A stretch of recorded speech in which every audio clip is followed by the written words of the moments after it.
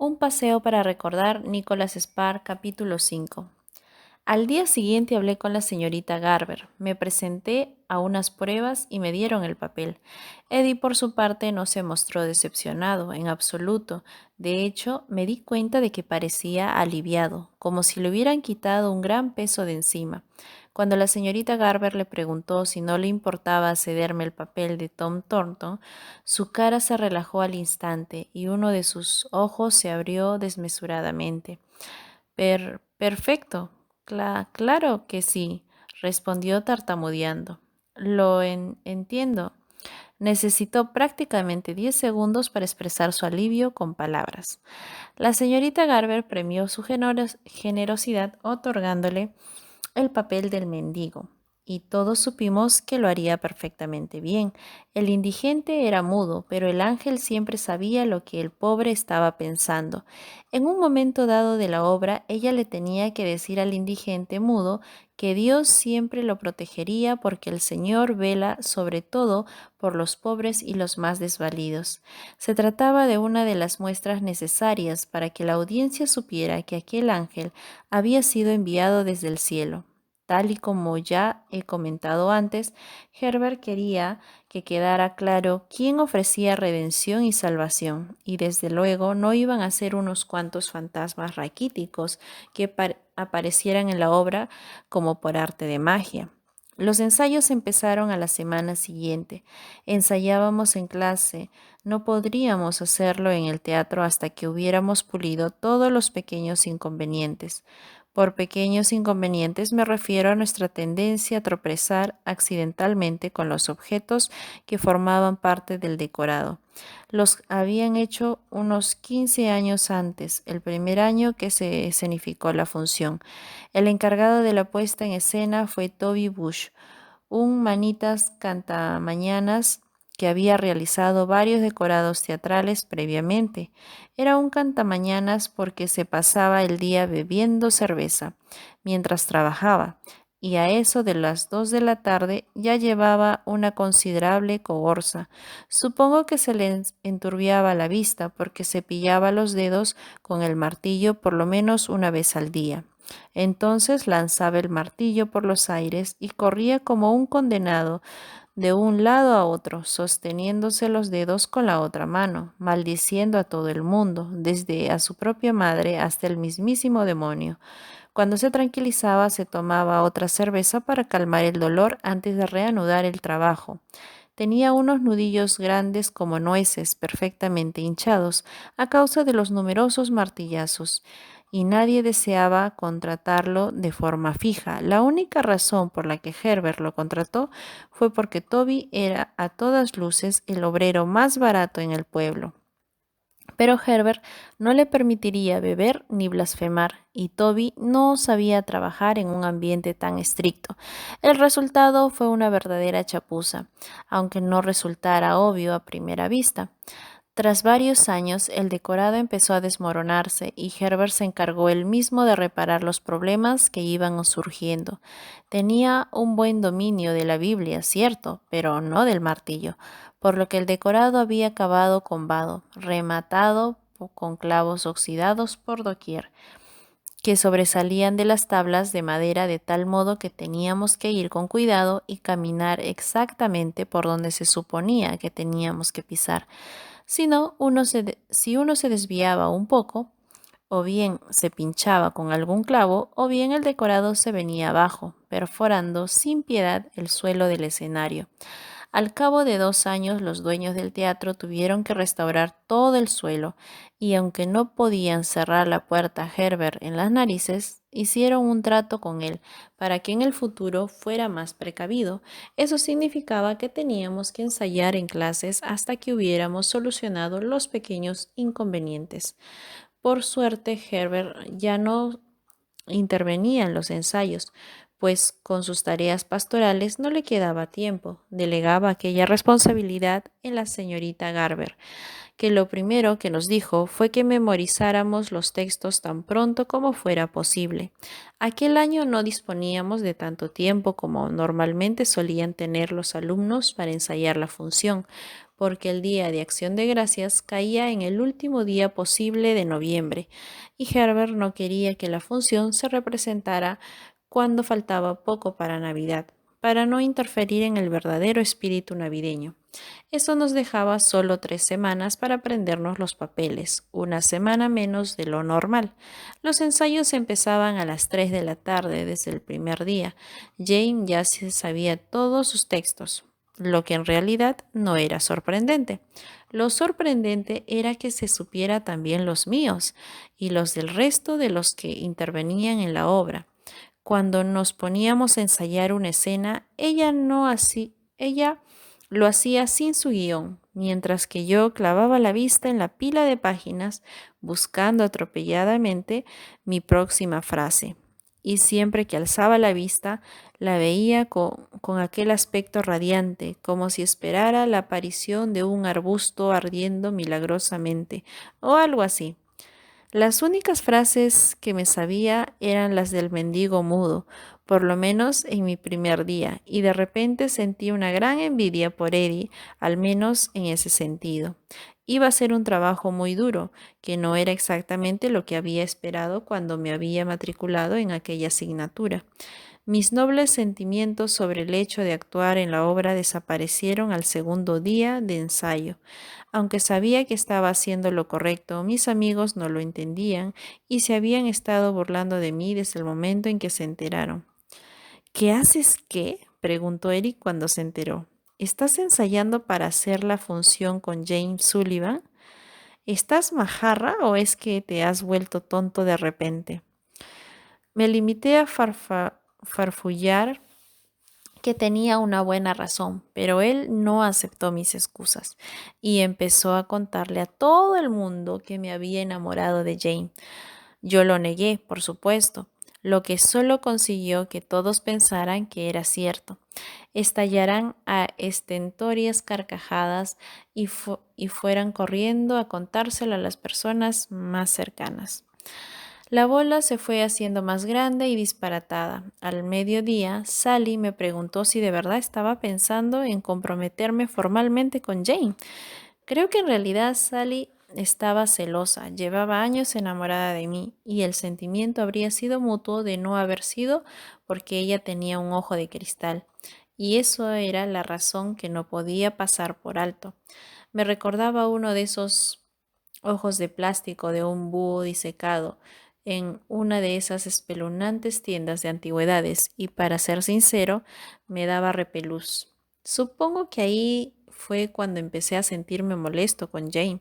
Sé que ella no tenía la culpa, pero era yo quien cargaba con todas las burlas y encima lo hacía por Herbert, quien ni siquiera se había dignado a ser hospitalario conmigo la noche del baile de inauguración de curso.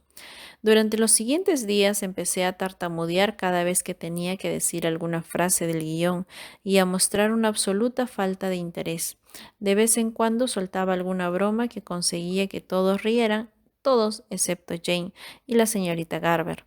Después de los ensayos me iba directamente a casa para olvidarme de la función y ni siquiera me molestaba en llevarme el guión. En vez de eso, me mofaba con mis amigos de las extravagancias de Jane y mentía aduciendo que había sido la señorita Garber quien me había obligado a hacer la obra de teatro. Sin embargo, Jane no iba a dejar que me saliera con la mía tan fácilmente. No, me atacó por donde más me duele, golpeándome justo en el centro de mi ego. Un sábado por la noche, una semana después de que hubieran empezado los ensayos, yo había salido con Eric. Estábamos matando el rato en el paseo marítimo, en la puerta del bar Cecil, comiendo buñuelos de maíz y mirando a los que pasaban en coche. Cuando vi a Jane bajar por la calle, estaba todavía a bastantes metros de distancia y vi que ella miraba insistentemente a un lado y al otro de la calle. Llevaba el viejo jersey marrón de siempre y la Biblia en una mano. Debían de ser más o menos las 9 de la noche. Tardé para que ella estuviera deambulando, tarde para que ella estuviera deambulando por ahí. Y aún me pareció más extraño verla en aquella parte del pueblo. Le di la espalda y me subí el cuello de la chaqueta, pero incluso Margaret, que tenía un hábito de plátano por cesera, fue lo bastante lista como para adivinar a quién estaba buscando Jane. Mira, Landon, tu novia. No es mi novia, repliqué. Yo no tengo novia. Pues tu prometida, pues tu prometida formal. Supongo que Margaret también había hablado con Sally. No estoy prometido y corta el rollo, ¿vale? Atisbé por encima del hombro para ver si Jane me había visto y constaté que sí, ya que avanzaba con paso tranquilo hacia nosotros. Fingí no verla. Pues viene directamente hacia aquí, anunció Margaret y rió como una niña traviesa. Lo sé, contesté. 20 segundos más tarde, Margaret volvió a decir, sigue acercándose. Lo sé, repetí apretando los dientes. Si no fuera por sus bonitas piernas, Margaret sacaría a todos de quicio igual que Jane. Volví a echar un vistazo. Esta vez Jane supo que le había visto, sonrió y me saludó con la mano. Yo me di la vuelta y un momento más tarde ella estaba de pie justo a mi lado. Hola, Landon, me saludó sin prestar atención a mi mueca de tensión. Hola, Eric. Hola, Margaret, saludó al grupo. Todos musitaron un hola e intentaron no mirar descaradamente la Biblia. Eric sostenía una cerveza que escondió detrás de la espalda para que Jane no pudiera verla. Aquella chica podía conseguir que incluso él se sintiera violentado con tan solo acercarse. Habían sido vecinos durante unos años, por lo que él había sido irremediablemente el receptor de sus monólogos. A su espalda, la llamada Teniente de Salvación, en referencia obvia al Ejército de Salvación. Tendría que haber sido general de brigada, solía mofarse Eric. Pero cuando estaba con ella, entonces la cosa cambiaba. Para él, Jane parecía tener línea directa con Dios, y por nada en el mundo quería que lo incluyera en su lista negra. ¿Cómo estás, Eric? Hace mucho que no te veía. Jane lo dijo como si todavía hablaran a menudo. Eric se apoyó primero en un pie y luego en el otro. Después clavó la vista en sus zapatos con una palmaria mirada de culpa. Es que últimamente no he ido a misa, se excusó. Ella le regaló una de sus radiantes sonrisas. No pasa nada, supongo, mientras no se convierta en un hábito. No, no sucederá, respondió el chico. Yo había oído hablar del acto de confesarse, eso que hacen los católicos cuando se sientan detrás de una cortinita y le cuentan al cura sus pecados.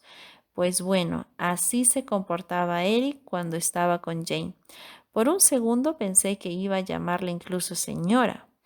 ¿Te apetece una cerveza?, le preguntó Margaret. Creo que estaba intentando hacerse la graciosa, pero nadie rió. Jane se llevó la mano a la cabeza y se arregló el moño con delicadeza. Oh, no, pero gracias. Acto seguido me miró a la cara con un genuino brillo en los ojos y al instante supe que aquel encuentro no presagiaba nada bueno. Supuse que me iba a pedir si podía hablar conmigo a solas o algo así, lo que con toda franqueza pensé que sería lo mejor, pero eso no formaba parte de sus planes. Qué bien que te han salido los ensayos esta semana, me felicitó. Sé que aún tienes que aprenderte muchas frases de memoria, pero estoy segura de que lo conseguirás. Solo quería agradecerte que te hayas ofrecido voluntario para el papel. Eres un verdadero caballero. Oh, no es nada, respondí con actitud indolente, al tiempo que notaba que se me agarrotaba el estómago. Intenté mantener la compostura, pero todos mis amigos me estaban taladrando con una mirada inquisitoria, preguntándose de repente si no les habría contado una patraña con eso de que la señorita Garber me había obligado a aceptar el papel. Recé para que no le dieran demasiadas vueltas al asunto. Tus amigos deberían sentirse orgullosos de ti, añadió Jane, ahondando más en el asunto. Oh, y lo estamos, respondió Eric al instante. Muy orgullosos, es un buen chico. Es de Landon, y eso, y eso de haberse ofrecido voluntario es una clara muestra, ¿verdad? Oh, no. Jane le sonrió, luego volvió a girarse hacia mí, con su típica disposición alegre. También quería decirte que si necesitas ayuda, puedes pasar a casa cuando quieras. Podemos sentarnos en el porche como aquel día y repasar el guión juntos, si quieres. Vi que Eric se giraba hacia Margaret y pronunciaba en silencio las palabras, como aquel día. Menudo berenjenal. En esos momentos el nudo en el estómago se había hecho tan grande como como una maciza bola de billar. Te lo agradezco, pero ya ensayaré en casa, murmuré preguntándome cómo salir airoso de la situación. Bueno, a veces resulta útil ensayar con alguien, Landon, argumentó Eric. Aunque fuera mi amigo, sabía lo que se proponía, chincharme. No, ya repasaré solo, le contesté. Quizás podrías ensayar delante de los huérfanos, sugirió Eric, sonriente. Cuando dominéis más la obra, por supuesto, como un ensayo general, ¿no? Seguro que le encantaría verla. Casi podía ver la mente de Jane en acción, como si el engranaje de sus pensamientos se hubiera puesto en marcha en la mera mención de la palabra huérfanos. Todo el mundo sabía que aquel era su tema favorito. ¿De veras lo crees? Se emocionó ella. Eric asintió con porte serio. Vaya, segurísimo. Que conste que la idea se le ha ocurrido a Landon, ¿eh? Pero sé que si yo fuera huérfano, me encantaría ver algo similar, aunque no fuera la obra completa. Estoy de acuerdo, intervino Margaret. Mientras hablaban, solo podía pensar en la escena de Julio César en la que Bruto apuñalaba al protagonista. ¿Tú también, Eric? ¿Y dices que ha sido idea de Landon? Se interesó Jane, frunciendo el ceño. Por su forma de mirarme, sabía que ella albergaba serias dudas. Pero Eric no pensaba darme un suspiro tan fácilmente. Ahora que me tenía entre la espada y la pared, lo único que le quedaba por hacer era darme la estocada definitiva. ¿Te gustaría hacerlo, verdad, Landon? No era exactamente una pregunta a la que uno pudiera contestar que no. ¿No te parece? Supongo que sí, dije entre dientes, fulminando a mi mejor amigo con una mirada asesina. Eric, a pesar de no destacar en los estudios, habría sido un excelente jugador de ajedrez, seguro. Bien, entonces ya está decidido. Bueno, eso si a ti te parece bien, Jane. La sonrisa de Eric era tan dulce que habría podido edulcorar la mitad de las botellas de Royal Crown Cola del condado. Bueno, sí, supongo que primero tendré que hablar con la señorita Garber y con el director del orfanato, pero si dan su consentimiento, creo que es una excelente idea. Y la cuestión era que Jane no podía ocultar su entusiasmo. Jaque mate. Al día siguiente me pasé 14 horas memorizando mis textos, maldiciendo a mis amigos y preguntándome cómo era posible que pudiera torcerse tanto las cosas.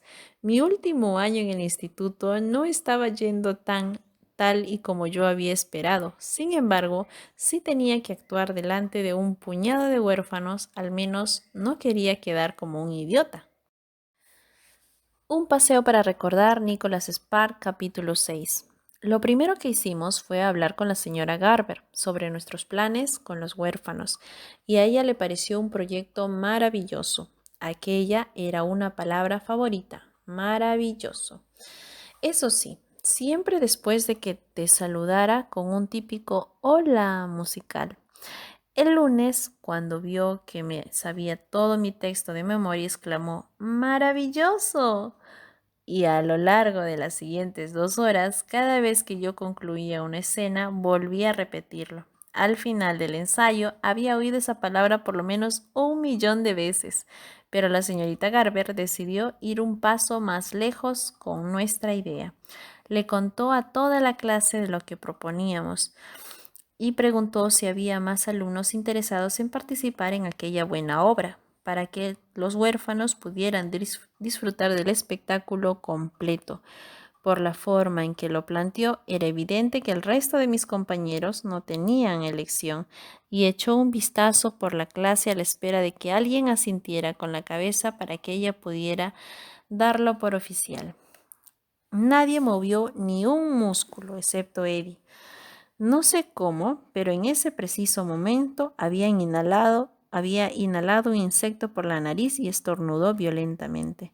El insecto salió volando, atravesó disparado su escritorio y aterrizó en el suelo, justo al lado de la pierna de Norma Jane, quien dio un respingo y se puso a chillar. Los compañeros que estaban junto a ella también gritaron: ¡Puah! ¡Qué asco! El resto de la clase empezó a mirar hacia ellos y a alargar el cuello en un intento de ver lo que sucedía, y durante los siguientes 10 segundos reinó un caos total en la clase. La señorita Garber aceptó aquella reacción como la respuesta afirmativa que esperaba. ¡Maravilloso!, exclamó, dando el tema por zanjado. Entretanto, Jane se estaba poniendo visiblemente emocionada con la idea de actuar para los huérfanos durante un descanso en el ensayo, que arrinconó en una esquina y me dio las gracias por pensar en ello. Me arrinconó en una esquina y me dio las gracias por pensar en ellos. Ya sé que tú no tenías ni idea, me dijo en un tono casi conspiratorio, pero me había estado preguntando qué podría hacer por los huérfanos este año. Llevo meses rezando porque quiero que esta Navidad sea la más especial de todas. ¿Por qué es importante esta Navidad?, le pregunté. Ella sonrió pacientemente, como si le hubiera hecho una pregunta carente de sentido. Porque lo es, se limitó a contestar. El siguiente paso consistía en ir a hablar con el señor Jenkins, el director del orfanato. Yo todavía no lo conocía, dado que el orfanato estaba en Morehead City, al otro lado del puente de Beaufort. No había tenido ninguna razón para ir hasta allí. Cuando Jane me sorprendió al día siguiente con las nuevas de que íbamos a reunirnos con él más tarde, me sentí un poco preocupado por si mi indumentaria no era adecuada. Sé que era un orfanato, pero uno siempre quiere dar una buena impresión, a pesar de que no estaba tan entusiasmado con la idea como Jane. Nadie la ganaba en cuestión de entusiasmo. Tampoco quería quedar como el chaval aguafiestas que había echado a perder la Navidad de los huérfanos. Antes de ir al orfanato, caminamos hasta mi casa para buscar el coche de mi madre. Una vez allí, decidí cambiarme de ropa y ponerme algo más formal. Tardamos unos 20 minutos en llegar a mi casa andando. Jane no habló demasiado durante el trayecto, por lo menos no hasta que entramos en mi vecindario. Las casas alrededor de la mía eran grandes y suntuosas, y ella me preguntó quién vivía allí y cuándo habían sido edificadas. Respondí a sus preguntas sin mostrar gran interés, pero cuando abrí la puerta principal, de repente comprendí lo diferente que le debía resultar mi mundo comparado con el suyo. Su cara adoptó una expresión de puro asombro, prestando atención a todos los detalles del vestíbulo. Sin duda era la casa más espectacular que había visto jamás. Un momento más tarde vi que sus ojos se posaban en los cuadros de mis antepasados que decoraban las paredes. Como era costumbre entre muchas familias del sur, uno podía seguir todo su linaje a través de la docena de caras que adornaban las paredes. Jane los miró con curiosidad, creo que buscando el parecido. Luego se interesó por el mobiliario, que después de 20 años parecía casi nuevo. Eran muebles artesanales, realizados o tallados en madera de caoba o de cerezo. y diseñados específicamente para cada estancia. Tenía que admitir que era un lugar agradable, aunque no fuera algo en lo que pensara a menudo. Se trataba simplemente de mi casa. Mi lugar favorito era la ventana de mi habitación, que comunicaba con el porche en el piso superior. Por allí me escabullía por las noches. Le enseñé la casa con una rápida visita a la biblioteca, el comedor, el estudio y la sala de estar. Los ojos de Jane se engrandaban más con cada nueva estancia. Mi madre estaba en el porche trasero tomando un julepe de menta y leyendo. Al oír nuestras voces, entró para saludar.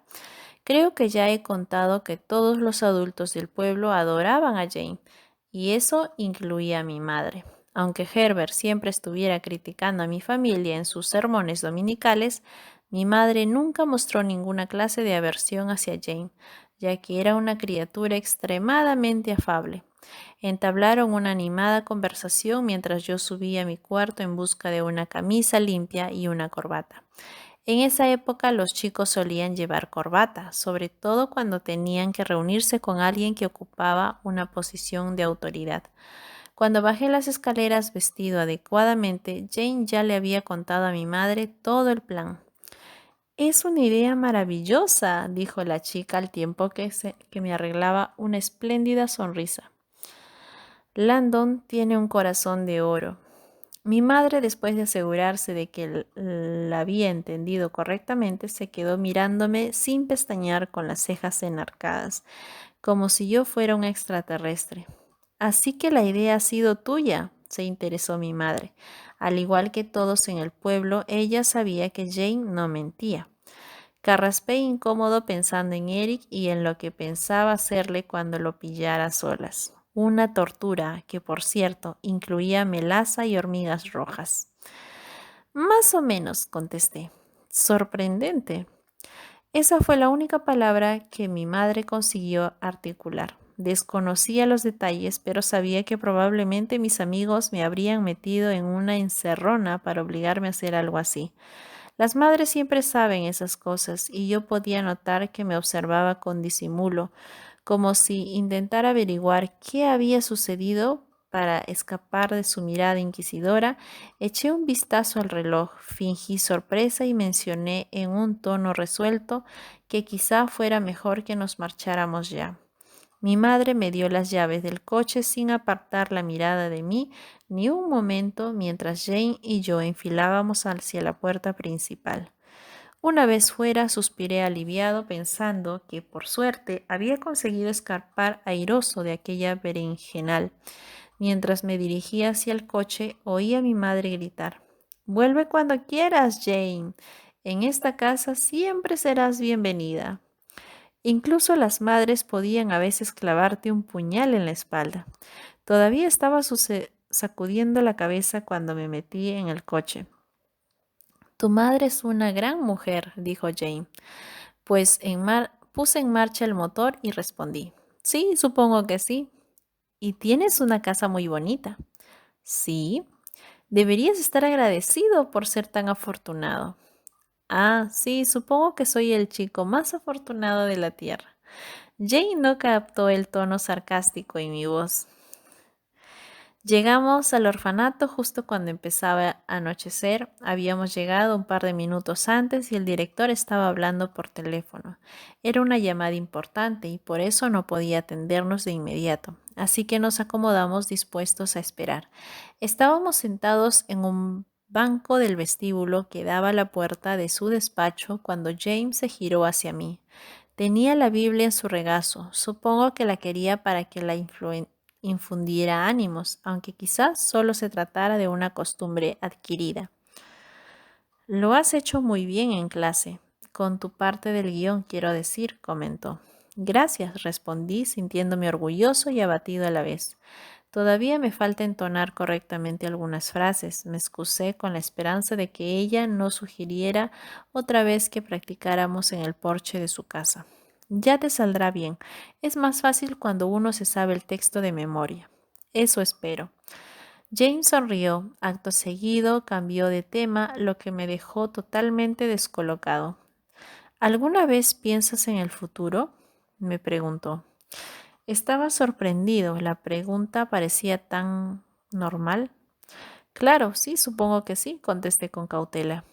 ¿Qué quieres hacer con tu vida? Me encogí de hombros un poco incómodo ante la idea de hasta dónde quería llegar ella con semejante interrogatorio. Todavía no lo sé, aún no he pensado en eso. El año que viene iré a la Universidad de Carolina del Norte. Bueno, al menos eso espero. Primero tengo que conseguir que acepten mi solicitud. Lo conseguirás, me aseguró Jane. ¿Cómo lo sabes? Porque he rezado para que así sea. Con su respuesta pensé que nos encauzábamos hacia la clase de conversación acerca del poder de la plegaria y de la fe, pero volvió a desconcentrarme con su siguiente pregunta. ¿Y después de la universidad, qué piensas hacer? No lo sé, repetí encogiéndome de hombros. Quizás me convierta en un leñador manco. A ella no le hizo gracia mi ocurrencia. Creo que debería ser reverendo, sugirió con seriedad.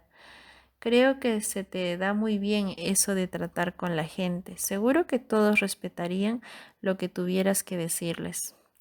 Aunque el concepto me pareció absolutamente ridículo, sabía que esa sugerencia salía directa de su corazón y que lo decía como un cumplido. Gracias, no sé, pero estoy seguro de que encontraré algo que hacer. Necesité un momento para darme cuenta de que la conversación se había estancado y que era mi turno. ¿Y tú? ¿Qué quieres hacer en el futuro?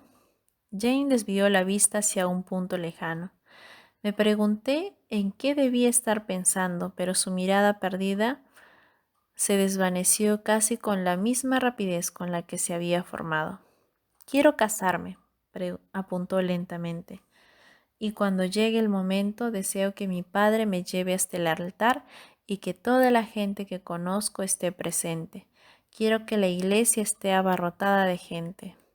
¿Eso es todo? Aunque no era reacio a la idea del matrimonio, me parecía una idiotez que tu objetivo en la vida fuera ese.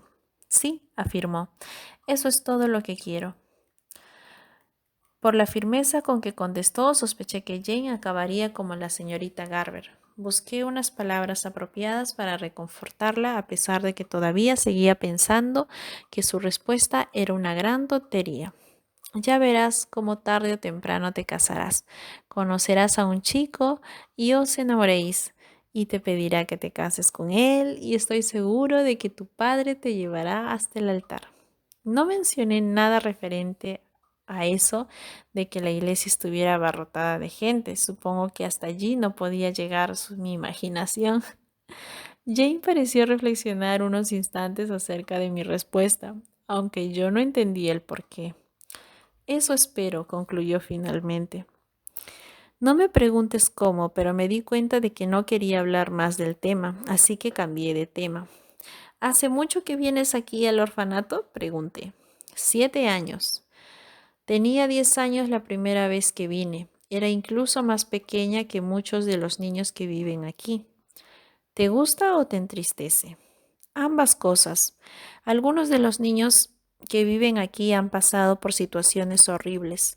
Sus historias te parten el corazón, pero cuando te ven llegar con libros de biblioteca o algún juego nuevo, sus sonrisas consiguen que toda la tristeza se desvanezca. Es el sentimiento más maravilloso del mundo. Jane prácticamente resplandecía mientras hablaba. Aunque su intención no era hacerme sentir culpable, lo consiguió. Era esa una de las razones por la que resultaba tan duro estar con ella. Pero ya me iba acostumbrando. A esas alturas sabía que Jane podía sacudir tu conciencia de cualquier modo que no fuera normal. En ese momento el señor Jenkins abrió la puerta y nos invitó a pasar. Su despacho se parecía muchísimo a la habitación de un hospital, con las baldosas del suelo blancas y negras, las paredes y el techo blanco y un armario de metal apoyado contra la pared.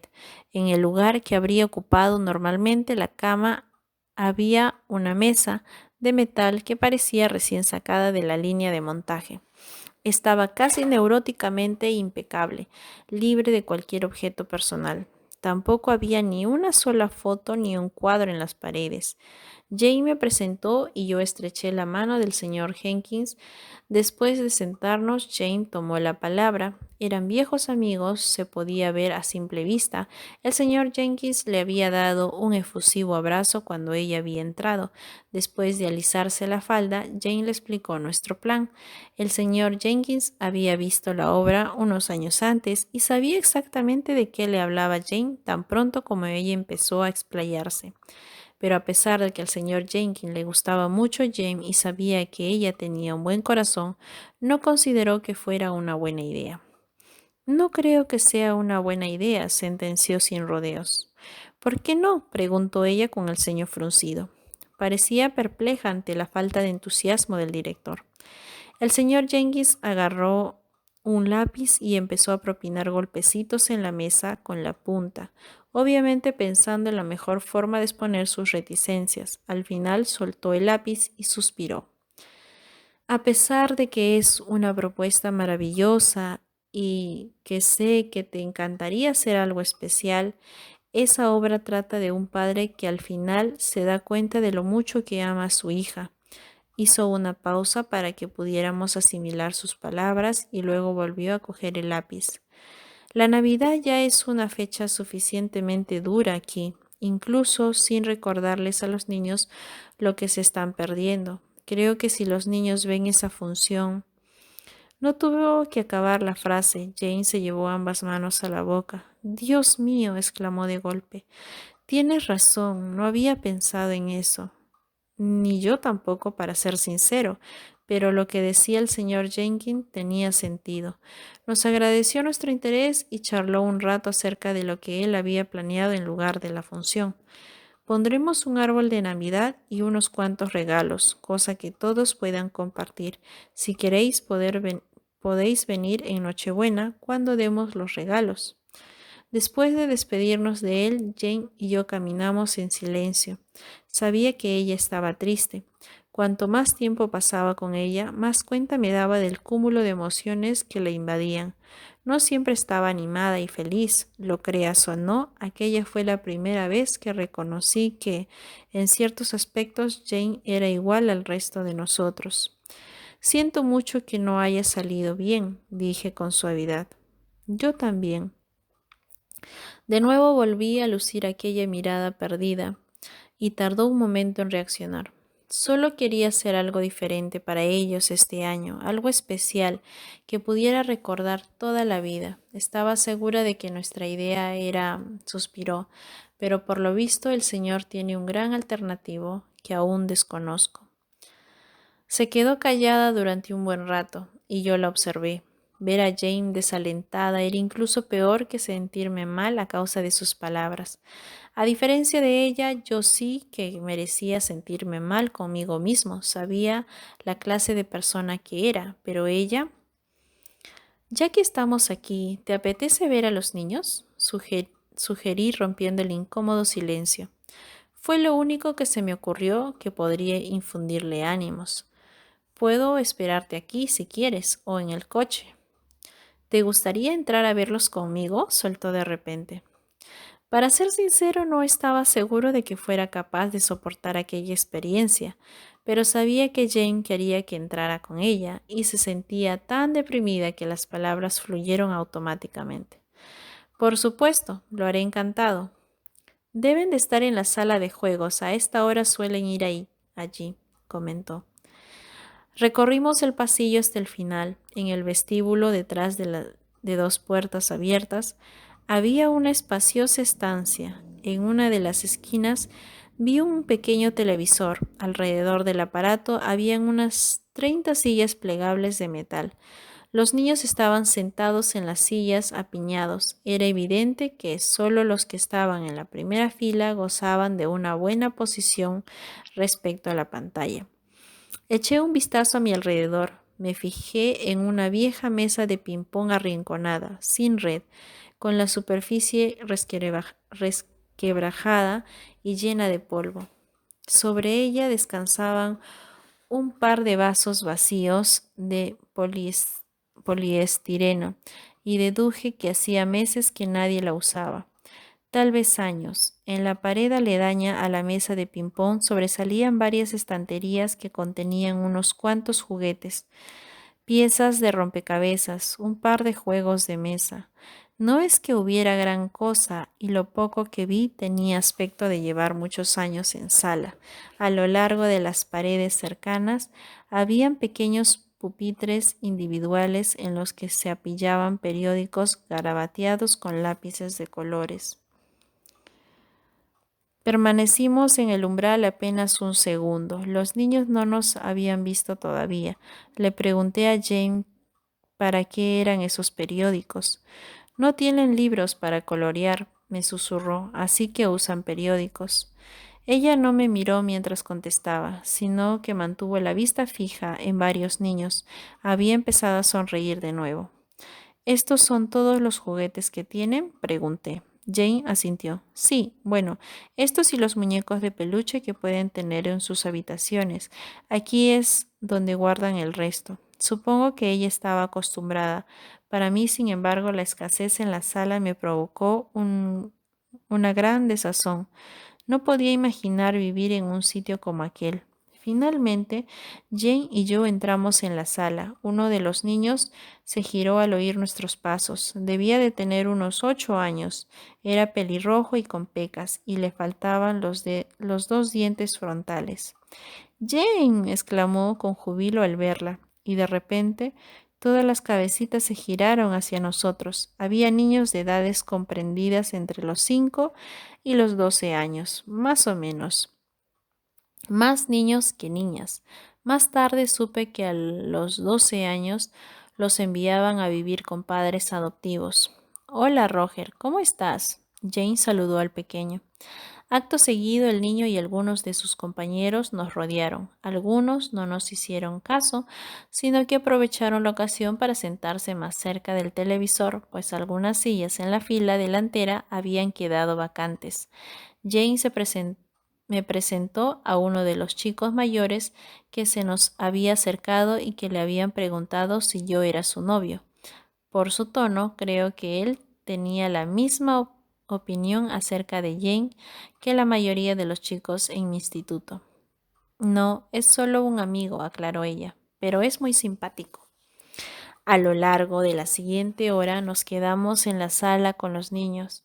Me hicieron un sinfín de preguntas acerca de a dónde vivía y sobre si mi casa era grande o qué clase de coche tenía. Cuando finalmente tuvimos que marcharnos, Jane prometió que pronto volvería a visitarlos. No dijo que yo iría con ella. Ya en el coche afirmé, son muy agradables. Encogí los hombros un poco tenso. Me alegro de que quieras ayudarlos. Jane se giró hacia mí y sonrió. Sabía que no había nada más que añadir al respecto, pero podía ver que ella todavía estaba pensando en lo que iba a prepararles para Navidad.